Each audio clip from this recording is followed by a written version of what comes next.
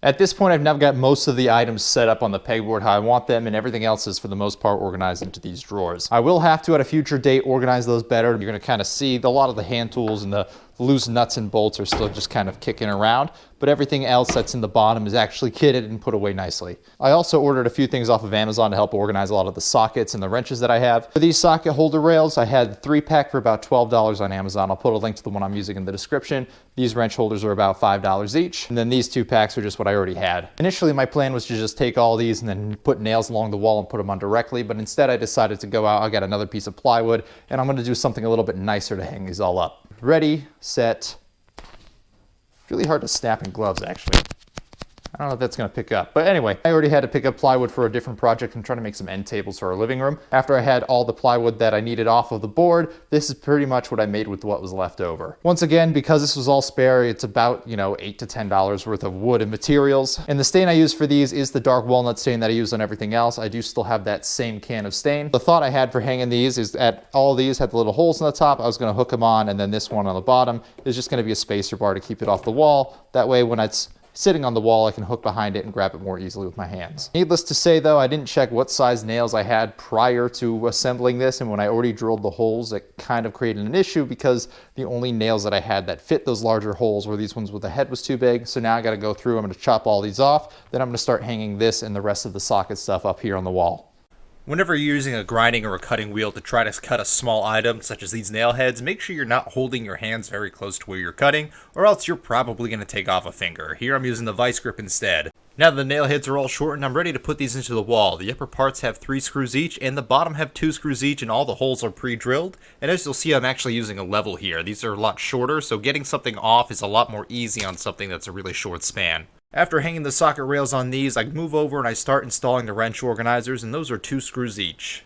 For all these items, I've been using the 1 1/4" drywall screws that I had in the previous video. My sockets and wrenches are now hung up. One of them looks like they're slightly off kilt from the other one, but I'm only going to make it worse by trying to move the screws around and putting a bigger hole in the wall. So I'm going to leave it like it is for now because I know it's only going to get worse later if I try to do anything else. Shifting focus, I know what you're thinking. I said I got more things to hang up the sockets that look presentable, and those are already up, but these are still left over. So then what are these for? Excellent question, and one I shall answer shortly. Those are going to be holding up these bad boys, which are just my really old crappy stereo set that I got for free at one point, and then I took it to college and they didn't blow up or catch fire, so now I'm putting them in the garage. And in case anyone is wondering how I got these weird little shapes from those speakers, basically what I said is, looking at this space, I'm not really comfortable holding everything up against this one rafter overhead, and I think it would look weird to have the speakers hung up there, so instead I wanted to go with the wall mount. Then looking at the 2 sides of the garage, over here, I kind of wanted it back towards this corner, but then I couldn't mimic it on the other side because, yeah, there's a door in the way. So because I knew it was going to be reasonably close to this cabinet, it's going to be right about here, and there's going to be about a foot or so. But even so, I knew I was going to have to angle it out a little bit because I want to project it out towards where I'm going to be doing most of the work, which is on the vehicles. So what I did is I basically took one of these and I said, all right, if this is going to be sitting up against the wall,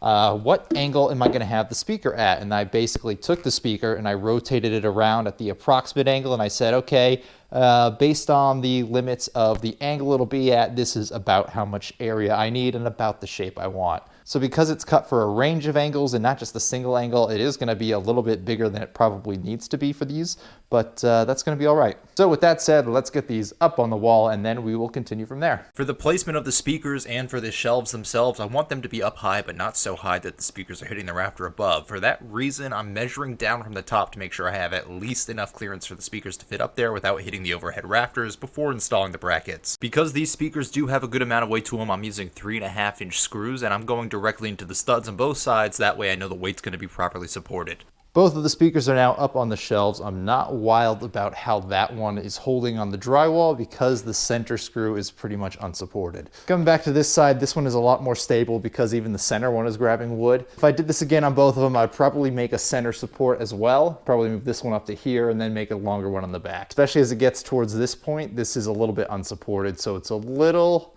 little wobbly on the wall. It's not terrible. I don't think it's going to fall, but it's one of those things that if you somehow smack it, you could probably tip it over. Fortunately, I don't really do calisthenics here, so this is not going to be too much of an issue. It's pretty much out of my reach otherwise. So other than those, the other shelf I made was for the receiver itself. I actually repurposed the bottom shelf of my shoe rack. So this is one of those tiered shoe racks. I'll put a link in the description because why not? But basically the shelves go up, and on the bottom it was not tall enough to fit our boots underneath, and typically if it's nasty weather we wear the boots and we don't want those dripping over everything else. So I pulled this out, and because I couldn't really find any other use for it, I said, hey, you know, I can just make this really simple frame.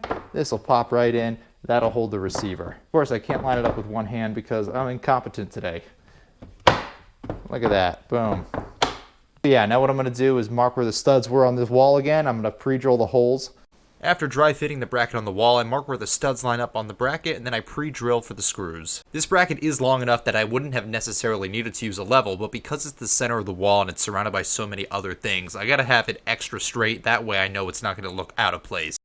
The last shelf is up, the receiver is up, obviously the speakers are already up, and now I have finally hunted down the longest piece of speaker wire I have after going through all the rolls I've got. And that one is gonna go to there, over the top to that one. So hopefully it is long enough. We are going to find out soon. But in either case, I believe those are some of the last things I wanted to hang up on the wall. So we're actually doing pretty good right now. I'm going to start running these wires and then try to get these speakers actually working. My cable management begins with the power cord for the receiver. I'm trying to get that tucked up nicely underneath the cabinet and then along the back side. After that's complete, I dry fit the run that goes to the far side speaker. That way I know I have a length of wire that's long enough. Running the wire and then tightening up the cables is a very time-consuming process, so I'm not going to show the whole thing. With that said, I'm going to sign off for now. Thank you guys for watching, and I'll see you next time.